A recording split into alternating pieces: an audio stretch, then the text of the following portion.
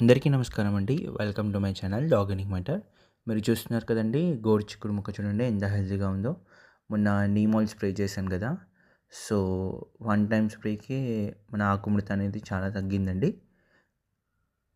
చూడండి, ఇంకోసారి స్ప్రే చేసేసరికి ఆ ప్రాబ్లమ్ మనం సాల్వ్ చేయొచ్చు.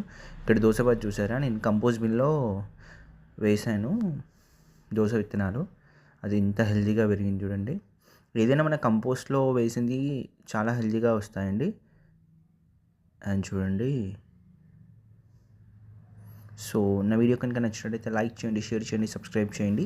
సో, స్టిల్ నేను ఇంకా 34 సబ్స్క్రైబర్స్ దగ్గరే ఉన్నాను. సో, నాకు సపోర్ట్ చేయండి. మంచి కంటెంట్ వీడియోస్‌తో మీ ముందుకొస్తాను.